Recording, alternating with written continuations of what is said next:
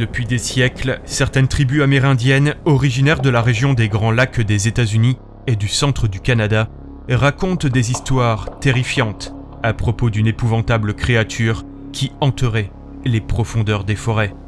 Associée au froid et à la rudesse de l'hiver, les Amérindiens la décrivaient comme un être humanoïde de taille démesurée dont le cœur serait fait de glace.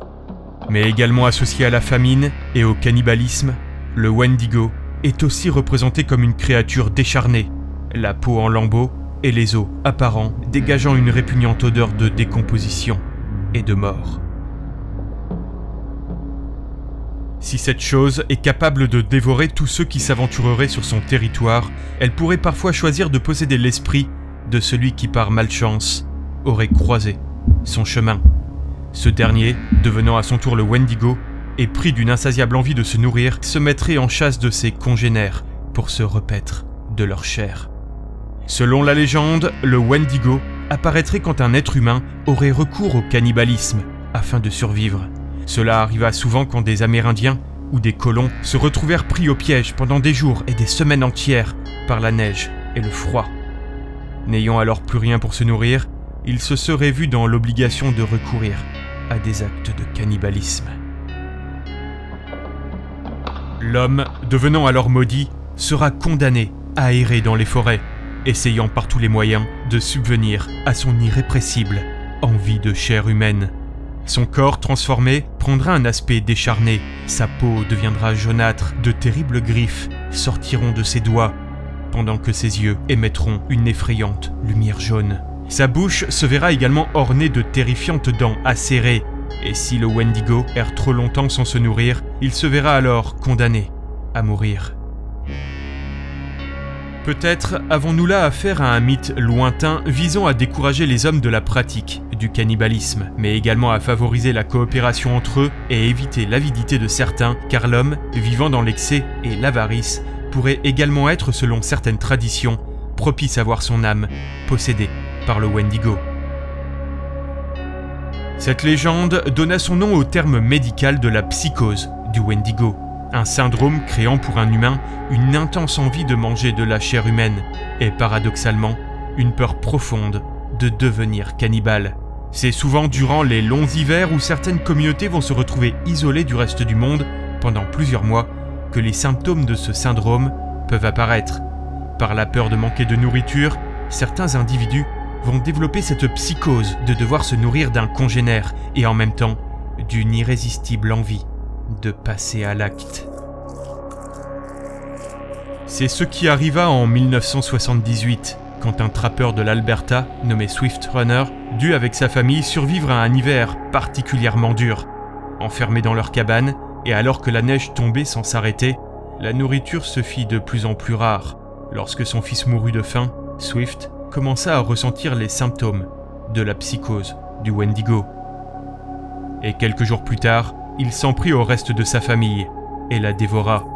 Quand la saison fut terminée, Swift confessa ses meurtres et fut exécuté. Le cas le plus connu est celui de Jack Fiddler, un chef d'une tribu autochtone du Canada, mais également chaman, qui aurait eu au cours de sa carrière tué une dizaine de Wendigo. Souvent appelé par les familles des malades, Jack, se rendant sur place, analysait la situation. Et si pour lui l'esprit du Wendigo était à l'œuvre, alors il procédait à la mise à mort de cette personne, tout en pratiquant un rituel bien précis. Plus tard, Jack fut également coupable de la mort de son propre frère et de sa belle-fille, dont la possession par le Wendigo n'avait pour lui fait aucun doute. Rattrapé par la police canadienne, pour qui tout cela n'était que croyance et superstition, Jack fut emprisonné et finit par se donner lui-même la mort par pendaison, après avoir réussi à s'échapper. On pourrait penser que le Wendigo n'est qu'une métaphore sur la solitude et l'insatiabilité, mais il n'est pas rare qu'encore aujourd'hui, certains continuent d'apercevoir la créature. Ce fut le cas au début des années 2010, quand une femme se trouvait à bord de son véhicule sur une petite route du Wisconsin. Quand soudain, une créature traversa la route, manquant de peu de la percuter. Elle décrivit la chose comme une bête humanoïde, se déplaçant sur ses deux pattes arrière. Sa peau, blanche et pâle, semblait pourrir sur son corps, et les côtes étaient apparentes. Sa gueule ensanglantée laissait apparaître des canines acérées. S'arrêtant sur le bas-côté, quelques mètres plus loin pour reprendre ses esprits, elle entendit alors quelque chose prononcer son nom dans une sorte de sifflement lointain. Effrayée, elle se remit en route. À ce jour, elle maintient son histoire et ce qu'elle a vu n'était rien d'autre que le Wendigo. Une autre histoire eut lieu en 2015, quand un campeur du nom de Josh était parti en excursion dans les forêts du Canada.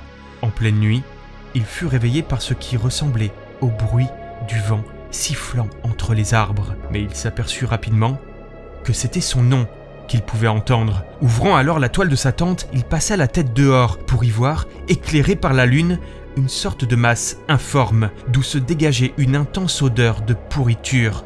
Soudain, 2 yeux luminescents percèrent l'obscurité et la créature prononça à nouveau le nom de Josh. La vue de cette chose lui glaça le sang et Josh abandonna sa tente et ses affaires derrière lui, reprenant rapidement le chemin qu'il avait pris à la lumière de sa torche pour rejoindre au plus vite son véhicule, sans se retourner. Josh raconta que plusieurs semaines se passèrent avant qu'une nuit, alors qu'il était dans son propre appartement, il entendit des bruits étranges venant de son salon.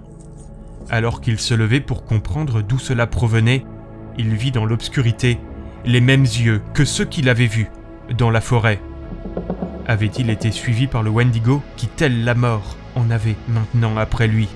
Car Josh décéda quelques jours plus tard dans des circonstances qui restent bien mystérieuses.